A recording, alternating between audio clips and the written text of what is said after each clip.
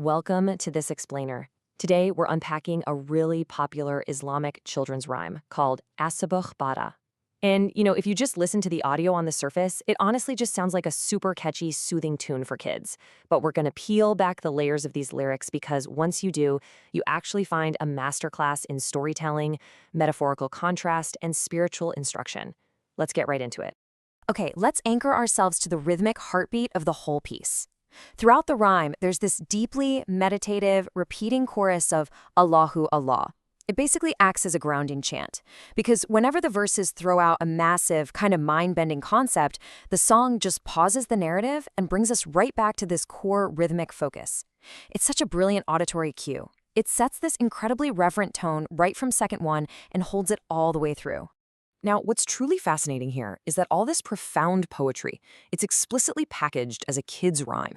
It's sourced from a channel called Islamic Fairyland, and it sits beautifully in the genre of a Naat, which, if you don't know, is a specific style of poetry praising the Prophet Muhammad.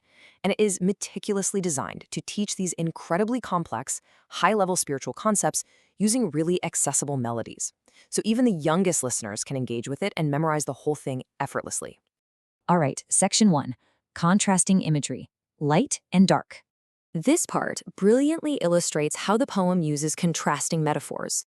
We have Nur Sahar, literally the light of dawn, equated directly to the glowing radiance of a face. And perfectly balanced against that is Shab ki Ronak, the beauty and glow of the night, which is used to describe dark, beautiful hair. It's not just saying, hey, this person is beautiful. It's saying their presence encompasses the entire spectrum of a day, right? Holding both that brilliant, awakening light of the morning and the deep, rich beauty of the night. It's incredibly poetic. Moving on to Section 2, a guide for the Ummah. Here, the lyrics shift. They depict the subject not just as a beautiful figure, but as a central moral compass. The source text talks about a treasure of mercy, or garam ka khazana, and a wealth of rewards. But it goes even further than that, establishing the figure as the ultimate guide for the ummah, meaning the community, and the shariat, the law. So the takeaway here is absolutely crucial. We're no longer just looking at a poetic description of a person. We're looking at the foundation of an entire societal and spiritual framework, completely taught through song. Section 3. Miracles in nature. So this source material really scales up the wonder here. The poem just neutrally lists these miraculous events, like they're established historical facts. We're talking about an environment where trees obey commands and physically move from their places. It talks about stones literally speaking out loud. And, most dramatically, the moon splitting into two pieces. It paints this wild picture of a world where the natural elements themselves, wood, stone, the sky, they all recognize and submit to a higher spiritual authority. Let's actually focus on that last miracle for a second.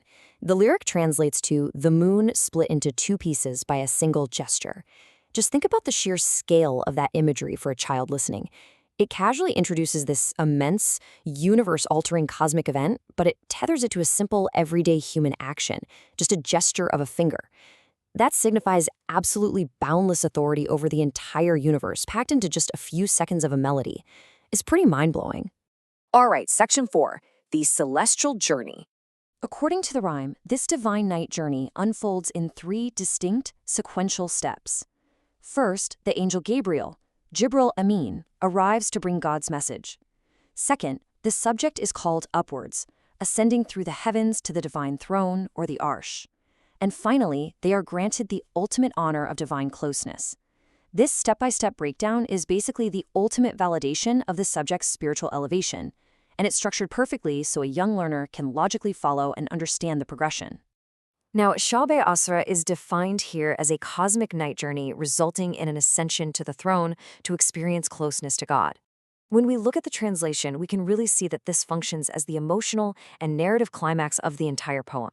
Everything we've covered up to this point, the physical beauty, the earthly guidance, the command over nature, it has all been steadily building up to this singular, transcendent moment of divine proximity. All of this brings us to a pretty profound realization. How exactly do traditional children's rhymes use complex cosmic and natural metaphors to pass down these massive cultural and spiritual narratives? It leaves us with a fascinating question about the media we consume and, honestly, what we feed the minds of the youth. How are these seemingly simple, catchy little childhood melodies actually planting deeply rooted seeds for vast, complex narratives in the minds of the next generation? It's incredibly powerful when you realize that the nursery rhymes of today are the cultural and spiritual bedrock of tomorrow. So, what other stories are hiding in plain sight in the songs we sing? I hope this explainer sheds some light on the brilliant mechanics behind these verses. Thanks for joining me. Keep exploring, and definitely keep asking questions about the stories we share.